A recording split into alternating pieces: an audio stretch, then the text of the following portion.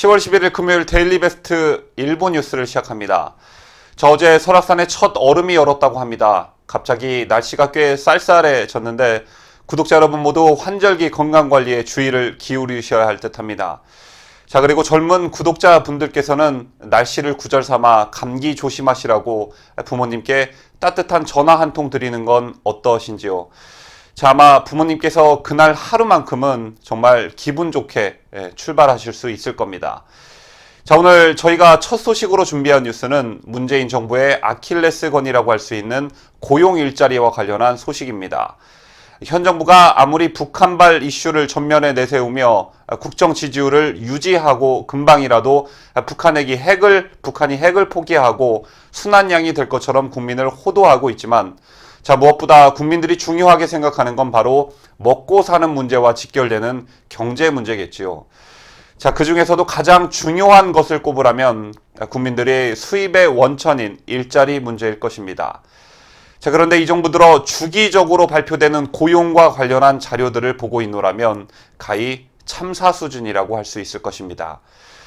그런데 근본적이고 중장기적인 대책을 세워야 할 정부가 일자리 지표를 개선하기 위해 꼼수를 부렸다는 보도가 나왔습니다. 기획재정부가 일자리 지표를 개선하기 위해 각 공공기관에 단기 일자리를 만들라고 압박했다는 의혹이 제기된 것입니다. 11월과 12월 단 2달 동안 일할 체험형 인턴 4,000명을 뽑겠다는 계획을 세웠는데 최종적으로 취합을 했더니 그 숫자가 10,000명에 이르렀습니다. 참고로 통계청의 고용 통계는 일주일에 1시간 이상만 일하면 취업자로 잡히게 됩니다. 그렇다면 당장 연말 고용지표가 다소 호전되는 결과들이 발표되겠지요. 문재인이 고용의 질이 좋아지고 노동자의 임금 수준이 높아지고 있다는 충격적인 말을 했던 지난 4일 일자리위원회. 기재부는 전 공공기관을 대상으로 체험형 인턴 추가 채용을 촉구하는 간담회를 열었습니다. 이 자리에서 정규직 채용 의무가 없는 체험형 인턴 4,000명 고용 계획이 확정됐습니다. 이는 11월과 12월 딱 2달만 일할 사람들입니다. 이렇게 정부 산하기관을 압박한 결과 취합된 채용 규모는 계획보다 많은 10,000명 수준입니다. 코레일은 1,000명을 뽑는다고 공고를 냈고 LH 한국토지주택공사는 5,000명 채용을 확정했습니다.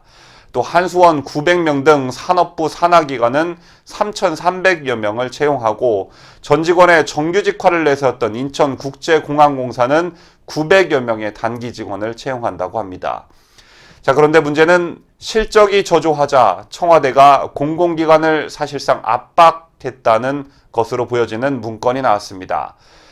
지금 보시는 문건은 제8차 대통령 직속일자리위원회 회의를 이틀 앞둔 지난 2일 기획재정부 정책총괄과가 정 공공기관에 내린 공문입니다.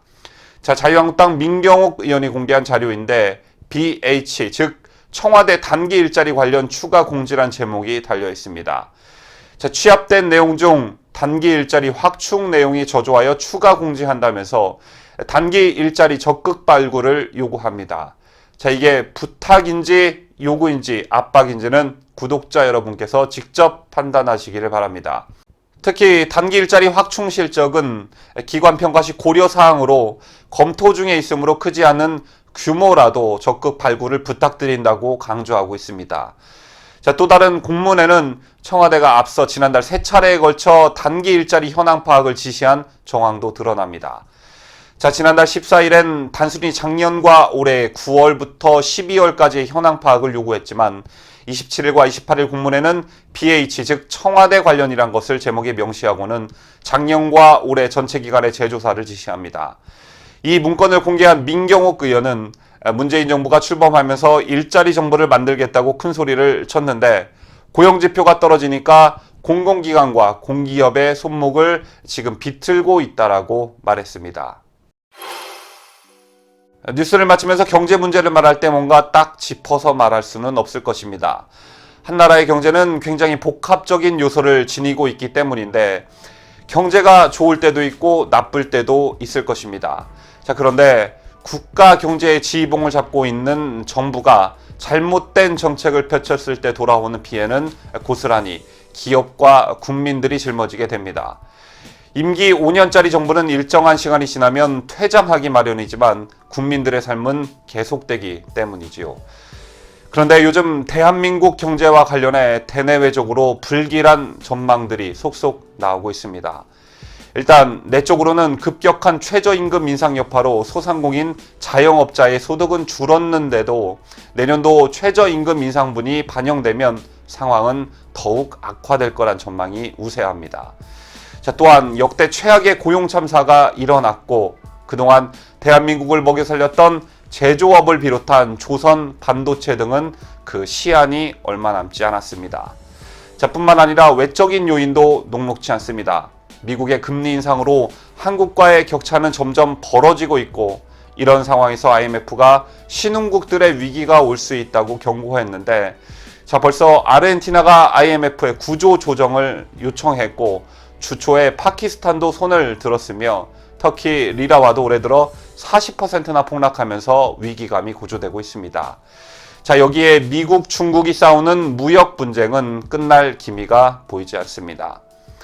추석 연휴를 기점으로 2주가량을 쉬면서 여러 사람을 만났었는데 제가 만난 분 중 상당수가 이 시점에서 대한민국 경제 위기가 닥쳐야 국민들이 정신을 차리고 북한에 미쳐있는 현 정부의 경종을 울릴 수 있다라고 말하는 분들이 꽤 계셨습니다. 진심으로 대한민국의 경제 위기가 닥치길 바라는 국민이 어디 있겠습니까마는 오죽하면 저런 말씀들을 하실까 한편으로는 이해가 갔습니다. 이런 현상은 바로 나라가 한 곳에 미쳐 정신을 못 차리고 있다는 반증이기도 할 것입니다.